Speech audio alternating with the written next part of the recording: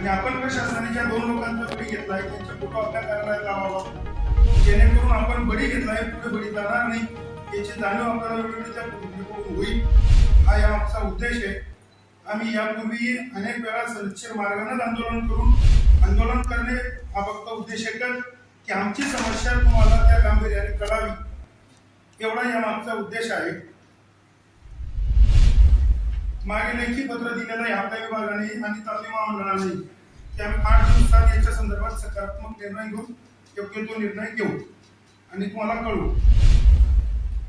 आताही आम्ही काळे कपडे घालून काळा दुपट्टा घेऊन निषेध व्यक्त करत प्रशासनाने निवेदन दिले. उद्या जरपर्यंत याच्या संदर्भात योग्य कारवाई नाही झाली तर मुख्यमंत्र्यांच्या सभेत आम्ही ग्रामस्थांना घेऊन सोबत बसू, काळे वेगळे दाखवून कवड्यांच्या माळांचा वर्षाव केला जाईल याची प्रश्न घ्यायची.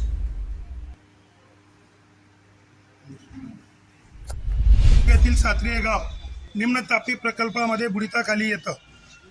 त्या बुडिताखाली येत असल्यामुळे गावाला पूर परिस्थितीमध्ये कोणताही अप्रोच राहत नाही. तालुक्याशी साधारणतः 30 दिवस संपर्क होऊ शकत नाही. आजारी लोकांना गावातून बाहेर पडून उपचार घेता येत नाही. डॉक्टरांना गावी जाऊन उपचार देता येत नाही. अशा परिस्थितीत प्रशासनाला वेळोवेळी त्या संदर्भात आपण जाणीव करून दिली आहे. वर्षानुवर्ष चाललेल्या अडचणीमुळे दरवर्षी किमान एक बळी जातोय. मागील 2 वर्षापूर्वी आरुषी नावाची 11 वर्षीय बालिका आदिवासी महिलेला उपचार घेऊ शकला नाही म्हणून जीवाला मुकावं लागलं.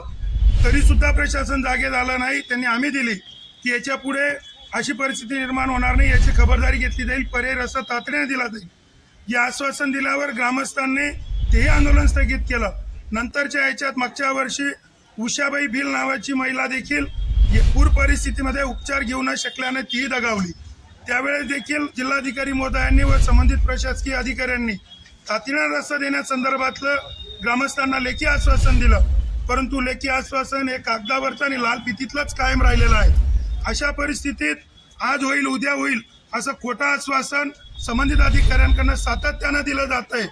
उद्या येणाऱ्या मुख्यमंत्र्यांना आणि प्रशासनाचा निषेध म्हणून आम्ही ज्या लोकांचा बळी घेतलाय त्यांची प्रतिमा आणि कवडींची माळ या मुख्यमंत्र्यांना सुपूर्द करण्यासाठी प्रशासनाकडे दिलेली आहे.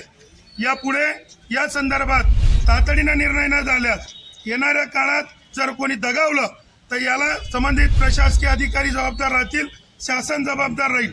त्यांच्यावर मनुष्यवधाचा गुन्हा दाखल करण्याची मागणी आम्ही यापूर्वी देखील लावून धरली आहे.